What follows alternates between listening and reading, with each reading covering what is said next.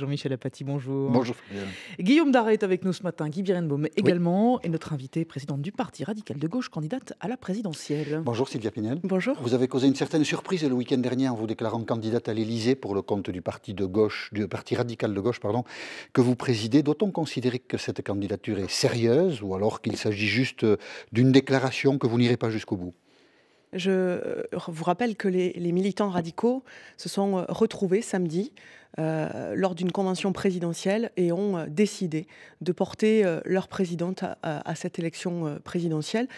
Compte tenu de l'état de la situation de la gauche, de la situation de la France. Et ce choix est le fruit de longues discussions dans le parti depuis plusieurs mois, depuis notre congrès de La Rochelle, où un certain nombre d'options avaient été posées et les militants ont très largement choisi d'avoir une candidature autonome à l'élection présidentielle que je défendrai avec beaucoup de détermination et de cœur pour porter justement les valeurs du radicalisme dans cette campagne présidentielle. Ça veut dire que vous ne reviendrez pas en arrière quand à un moment ça arrive, c'est arrivé à d'autres, vous n'allez pas dire voilà, je me retire de la compétition pour soutenir X ou Y. Mais pour quelle raison quand je vois les candidatures... Parce que la gauche est divisée, par exemple. Oui, mais je constate que la gauche était divisée avant l'annonce de ma candidature. Si on prend les sondages, même avec prudence, vous êtes crédité de 1% d'intention de vote ce matin dans un sondage Sofres pour Le Figaro. Est-ce que ça vaut le coup d'aller jusqu'au bout ? Mais nous allons améliorer cela. Nous allons travailler. Votre objectif, c'est quel score ? 5%? Écoutez, je ne vais pas me lancer ici dans des pronostics. Ce que je souhaite, c'est donner de la visibilité à mon parti, porter notre projet que nous travaillons depuis des mois. Nous avons des choses à dire. Nous avons une expression à faire entendre. Nous avons aussi un espace politique à incarner.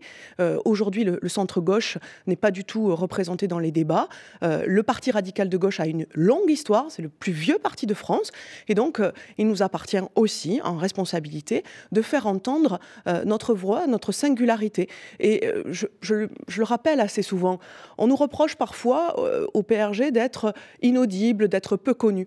C'est aussi l'occasion de se présenter à cette élection, qui est l'élection majeure, qui donne le ton de la vie publique française, de dire que le PRG existe, qu'il a des choses à dire et qu'il peut aussi répondre aux préoccupations des Français. Donc on enregistre ce matin votre engagement, Sylvia Pinel. Vous irez jusqu'au bout. Il y aura bien des bulletins de vote à votre nom au mois d'avril proposés aux citoyens pour qu'ils choisissent leur président de la République. Donc ça, c'est un premier engagement. Vous avez décidé d'être candidate, Sylvia Pinel, sans en passer par la primaire qu'organise le Parti socialiste. Et à propos de cette primaire, hier, sur Europe 1, le premier secrétaire du Parti socialiste, Jean-Christophe Cambadélis, disait ceci. Nous l'écoutons.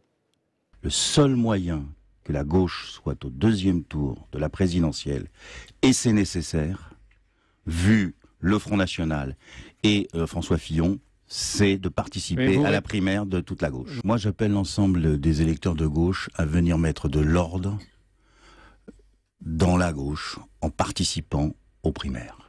Le seul moyen qu'un candidat de gauche soit au second tour, c'est de se réunir et donc d'en passer par la primaire. Voilà ce que dit Jean-Christophe Cambadélis. Visiblement, vous n'êtes pas d'accord avec lui. Pourquoi ? Dès l'annonce de l'organisation de cette primaire par le Parti socialiste, j'ai fait savoir que pour le PRG, cela nous semblait incongru, inadapté. Une primaire inadaptée. Une primaire, oui, une primaire dans le contexte qui était le nôtre. Le vôtre la gauche ou le vôtre le PRG ? Celui de la gauche. Pour deux raisons. Oui. La première, c'est que lorsque on organise des primaires, c'est parce que nous sommes en conquête du pouvoir. Là, c'est une anomalie. Le président de la République sortant devrait descendre dans l'arène d'une primaire et aller débattre avec les uns ou les autres, qui pour la plupart ont d'ailleurs été leurs ministres. Je trouve que ça n'était pas digne, à la hauteur du président de la République. Et la deuxième raison, quand on voit aujourd'hui ces surprises qui se passent d'élection en élection, du Brexit, de Trump, même à la primaire de la droite, qui peut nous dire aujourd'hui quel sera le vainqueur? Et moi, je précise que... Personne, mais excusez-moi, parce que vous dites... Mais c'est très important, ce point-là. Allez-y. Pourquoi? Parce que lorsqu'on s'engage dans une primaire, on reproche beaucoup à la classe politique de ne pas tenir ses engagements.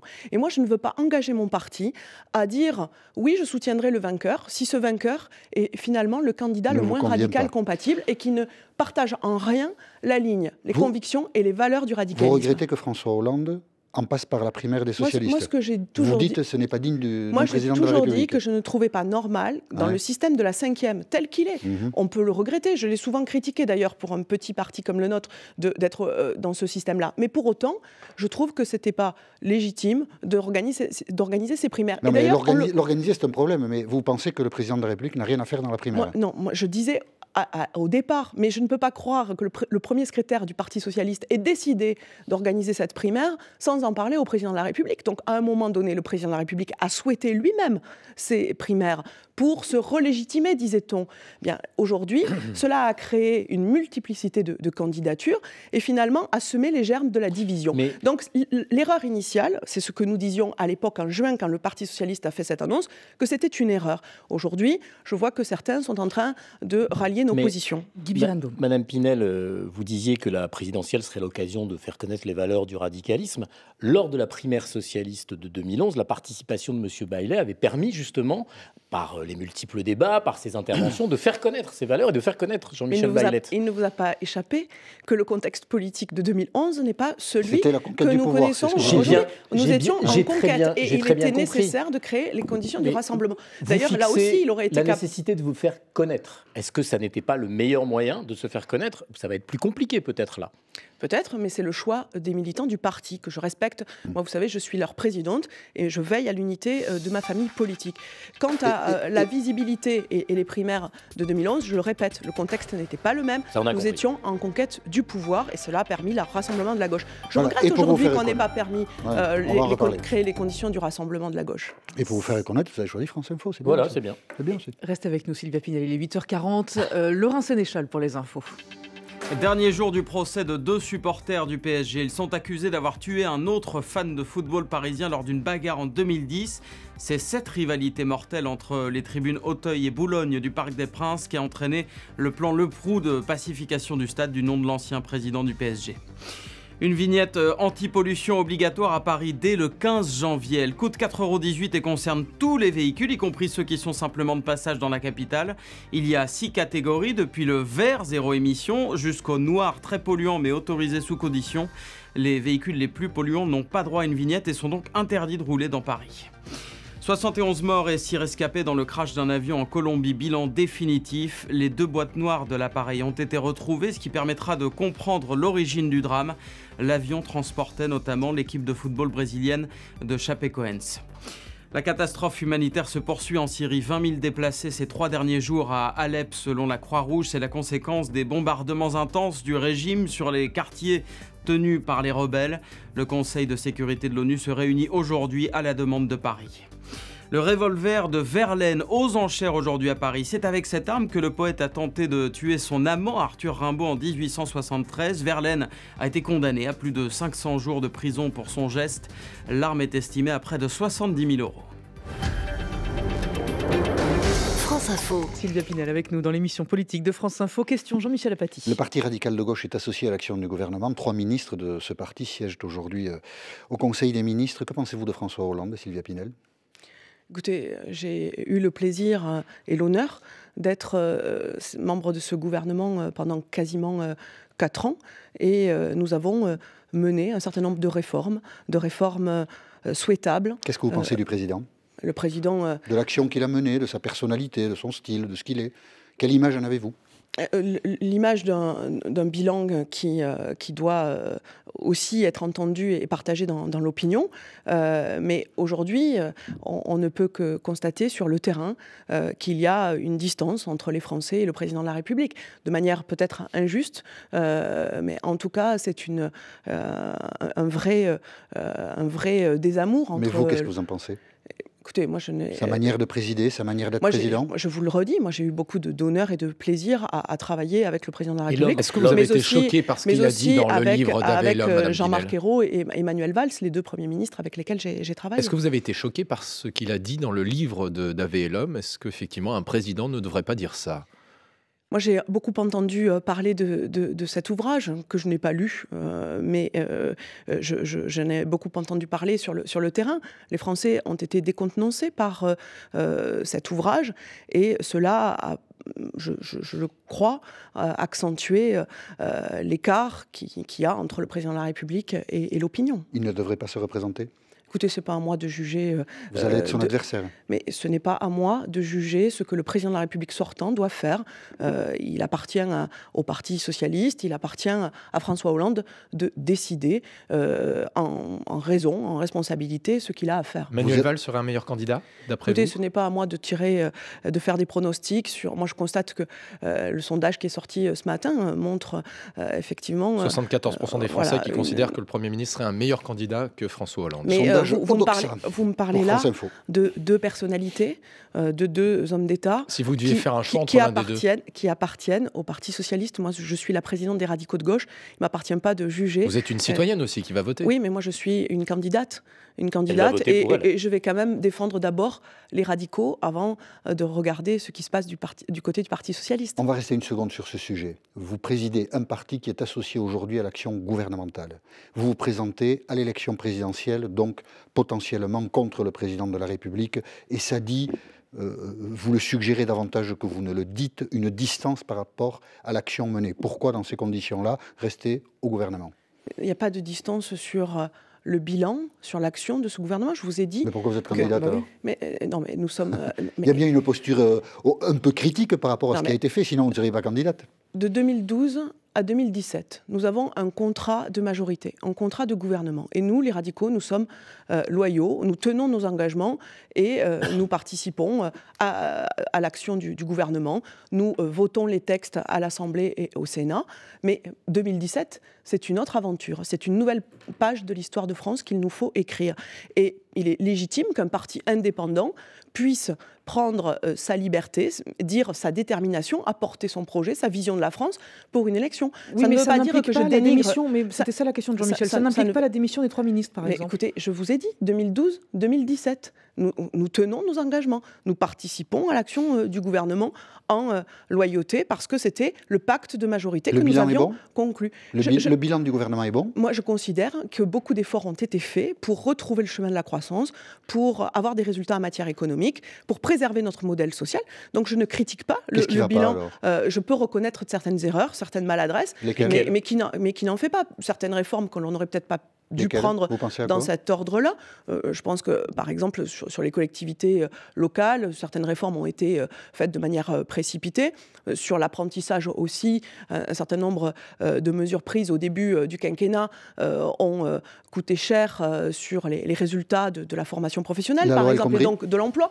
Mais la loi El Khomri, bonne loi, mauvaise loi ? La loi El Khomri, il fallait créer les conditions de l'apaisement dans l'entreprise, de cesser d'opposer salariés, patrons. Moi, ce n'est pas du tout l'idée que je me fais de la relation dans l'entreprise. Donc c'est une bonne loi ? Mais il fallait faire un certain nombre de réformes. C'est une bonne loi ? Et nous avons, les radicaux, voté cette loi. Donc c'est une bonne loi. Donc il y a peut-être des points de désaccord, mais globalement, c'est une loi qui était nécessaire. Vous parlez de la réforme territoriale. Vous êtes favorable à ce qu'on redessine la carte des régions, par exemple ? Non. Aujourd'hui, je suis première vice-présidente de région. J'exerce dans une région... Donc vous la critiquez, mais on n'y touche pas ? Non, je parlais plutôt, quand je parlais de la réforme territoriale, je parlais plutôt de la réforme des intercommunalités, de la question de la répartition des compétences, de la loi NOTRe, qui a donné un rythme de réforme très rapide et qui n'a pas forcément laissé le temps aux collectivités locales de s'adapter, notamment aux plus petites d'entre elles, dans les territoires ruraux. Pardon, Mme Pinet, mais je crois que je vais vous faire répéter ce que vous avez déjà dit, mais je n'ai pas compris. Vous dites qu'il faut qu'on entende le bilan de François Hollande dans l'opinion, vous dites que vous êtes loyaux, vous dites que la loi travail, c'était plutôt une bonne loi, vous dites qu'il faut redessiner la carte, mais que finalement, on ne va pas la redessiner entièrement. Mais non, je ne parlais pas de la carte des régions, oui, peu importe. Je parlais des intercommunalités. Non. Très bien, mais en tout cas, donc vous n'êtes pas dans une opposition farouche au gouvernement, ni dans un antagonisme. Je ne comprends toujours pas pourquoi vous vous présentez. Qu'est-ce qui justifie votre candidature ? Mais je vous répète... Parce que vous dites que les valeurs du radicalisme... Non, mais le projet que nous préparons et que je présenterai en janvier, qui montre une singularité, qui proposera un certain nombre de réformes sur l'économie, par exemple, sur les questions sociales, les questions sociétales. Vous savez que notre parti a toujours eu un temps d'avance sur ces sujets-là. Une gauche laïque, une gauche progressiste, réformiste. Mais il s'agit... C'est assez banal, hein. Ou général ou banal, parce que une gauche laïque, oui, presque une tautologie, là. Non, écoutez, vous ne pouvez pas dire aujourd'hui que sur les questions de laïcité, sur les questions de réforme, sur la question de l'entreprise, il n'y a pas un certain nombre de propositions que l'on peut faire pour justement ne pas opposer les patrons aux salariés, pour faire en sorte que l'économie, la liberté d'entreprendre soit favorisée, que les TPE, PME soient plus soutenues. Moi, j'ai eu ces responsabilités-là. Ce qui est important aujourd'hui, c'est d'avoir un projet d'avenir pour la France. Et ce projet-là, les radicaux veulent participer à cette compétition présidentielle pour faire justement entendre leurs propositions. Quelqu'un d'autre est candidat qui aura sans doute un projet qu'on ne voit pas encore tout de suite. C'est M. Macron. Que vous inspire sa candidature ? Écoutez, le débat a existé au sein même de notre famille politique et je constate que les militants radicaux ont choisi de porter leur propre couleur, leur propre drapeau en me présentant à cette élection et n'ont pas fait le choix de se rallier à un homme qui se dit ni de droite ni de gauche. Et vous vous sentez proche de ces idées ? Et qui considère que les partis politiques sont morts. Ça, c'est pas ce que vous pensez. Et moi, c'est pas ce que je pense. Je pense que les partis politiques doivent se réinventer, se moderniser, mais ils ont toute leur place dans le débat démocratique. Vous êtes donc la seule candidate qui ne nous dit pas que vous êtes hors système.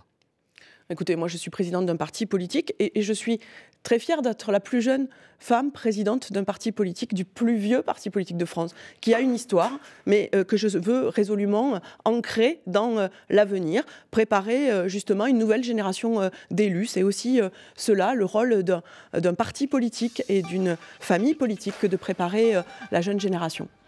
Allez, on se retrouve dans 90 secondes sur France Info pour la dernière partie de l'émission politique. Il est 8h50 sur France Info. Voici Laura Sénéchal. Les images du DRH d'Air France, sa chemise arrachée, ont été vues 1,4 milliard de fois dans le monde, ont rappelé les avocats pendant le procès. Les 15 salariés jugés pour violence et dégradation seront fixés sur leur sort à 10h tout à l'heure. Un seul d'entre eux a été licencié depuis, un délégué CGT. Le parquet a requis 2 à 4 mois de prison avec sursis pour 5 des prévenus. Jean-Luc Mélenchon accuse François Fillon de préparer un coup d'État social. Le candidat de gauche à la présidentielle était en meeting à Bordeaux hier soir devant 2000 personnes.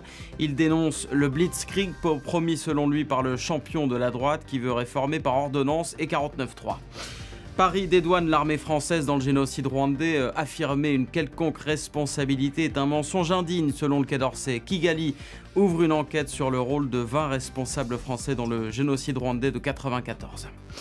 Des centaines de milliers de Cubains rendent hommage au leader Máximo Fidel Castro, mort vendredi à 90 ans. Grande cérémonie, place de la Révolution à La Havane, avec un discours du frère et actuel dirigeant Raúl Castro. Peu de chefs d'État font le déplacement, pas de président chinois ni russe par exemple, ce sont pourtant des proches du régime. 168 maires d'Île-de-France contestent la fermeture des voies sur berge rive droite à Paris, une mesure prise par la majorité socialiste. Ces maires déposent un recours et dénoncent le blocage général de la circulation dans la capitale avec, selon eux, des effets bien au-delà de Paris intramuros. France Info. Sylvia Pinel est avec nous dans l'émission politique sur France Info. Ce matin, question Guillaume Daré. Demain, l'Assemblée nationale va discuter une proposition de loi qui réprime ce qu'on appelle le délit d'entrave à l'avortement, dont se rendraient coupables des sites internet. L'Église a pris position. Monseigneur Pontier, qui est président de la Conférence des évêques de France, a écrit au président de la République pour dénoncer une atteinte à la liberté d'expression. Est-ce que c'est le rôle de l'Église d'intervenir comme ça dans le débat public ? Non, l'Église, ses représentants, évidemment, peuvent s'exprimer, peuvent avoir une opinion, mais je considère qu'ils n'ont pas à interférer et à s'adresser au président de la République ou aux parlementaires pour faire valoir. C'est le principe de séparation, et c'est la loi de 1905. C'est le principe de... Ils ont le droit de parler. Vous dites qu'ils ont le droit de parler, mais pas de parler au président. Non, mais ce que je veux dire, c'est qu'ils peuvent avoir, une opinion, comme chacun d'entre nous, bien sûr, une opinion. Mais je considère que l'Église, l'organisation n'a pas sa place dans la sphère publique. C'est le principe. C'est un acteur du débat public, non ? Mais écoutez, moi je suis très attachée à la laïcité, je vous le disais. Je considère qu'il doit y avoir une application stricte du principe de laïcité et il n'y a pas d'ingérence du religieux dans les affaires de l'État et surtout sur ces questions. Parce qu'encore une fois... Ils ne peuvent pas parler de politique, les évêques. Non, mais moi ce que je considère, c'est que sur des sujets comme ceux-là, qui sont extrêmement importants pour le droit des femmes, pour la liberté de disposer de son corps. Le religieux n'a pas sa place dans l'espace public. Vous vous rendez compte que ce que vous dites là, le religieux n'a pas sa place dans l'espace public, ça risque de... C'est l'application de la loi de 1905. Mais enfin, non, ils ont de la place dans l'espace public. Oui, ils ont une place dans l'espace public. Ils ont... Après, bon, on va pas... Non, ils ont une place. Non, mais ils ont une le droit de vivre. Non, mais le religieux, ça relève de l'intime, de la liberté de croire ou de ne pas croire. Et le principe de laïcité, c'est une protection pour ceux qui croient, mais protection aussi de ceux qui ne croient pas. Et aujourd'hui, l'avortement est légal dans notre pays, fort heureusement, et il n'y a pas de remise en cause souhaitable ni possible. François Fillon a dit qu'il n'y toucherait pas, mais est-ce qu'à titre personnel, ça vous poserait problème d'avoir un président de la République qui est opposé à l'avortement ? Bien sûr, parce que la liberté des femmes, le droit des femmes, nous le voyons bien, c'est une conquête de chaque jour. Il faut se battre chaque jour pour l'égalité entre les femmes et les hommes. Ça vous inquiète, ça veut dire ? Et les positions de François Fillon sur les questions sociétales pour une femme me paraissent inquiétantes, oui. À quelle position par exemple, l'avortement, mais aussi, dit toucherait pas, mais aussi le mariage pour tous. Il a dit qu'il ne le remettrait pas en cause. François Fillon incarne... Il n'y a pas une caricature de François Fillon ? François Fillon incarne le conservatisme, une droite dure, une droite ultralibérale, tout ce que je combats depuis le début de mon engagement politique. Deuxième tour, Marine Le Pen, François Fillon ? Écoutez, vous appelez à voter François Fillon ? Ou pas ? Écoutez, vous auriez une hésitation ? Nous n'en sommes pas là. Non, c'est juste une hypothèse. Ce que je souhaite, c'est que la gauche puisse être au second tour et que nous puissions conserver notre majorité. Voilà ce que je souhaite. Vous le souhaitez vraiment ? Je ne me projette pas. Vous le souhaitez vraiment ? Oui, bien sûr. Mais alors, quand vous voyez les divisions de la gauche, vous dites pas c'est foutu ? J'espère que nous pourrons nous rassembler. Les divisions. Elles existent. Et le fait d'ajouter votre voix à cette division, puisque vous êtes un candidat supplémentaire. Vous n'allez pas me refaire le vieux refrain de la seule responsabilité qui pèserait sur les radicaux de gauche. Pas seulement la vôtre, celle de tout le monde, celle de la division, tout simplement. Pour que la gauche soit au deuxième tour. Depuis des semaines, voire des mois, je lance un appel au rassemblement, à l'unité, pour que les partis de gauche puissent trouver une stratégie de rassemblement et voir celui ou celle qui pourrait le mieux incarner justement ce rassemblement. Mes appels sont restés vains. On ne peut pas aujourd'hui me reprocher de vouloir aussi... On ne vous reproche rien. Comme vous êtes le seul parti associé à l'action du gouvernement, on s'étonne. Certaines disent, Sylvia Pinel, mais peut-être que là le raisonnement est un peu tordu, que si vous êtes candidate hors des primaires, c'est pour légitimer la démarche de François Hollande qui va dire dans quelques jours s'il sera candidat ou pas, et probablement le sera-t-il, pour légitimer une éventuelle démarche de François Hollande hors des primaires. Puisque vous,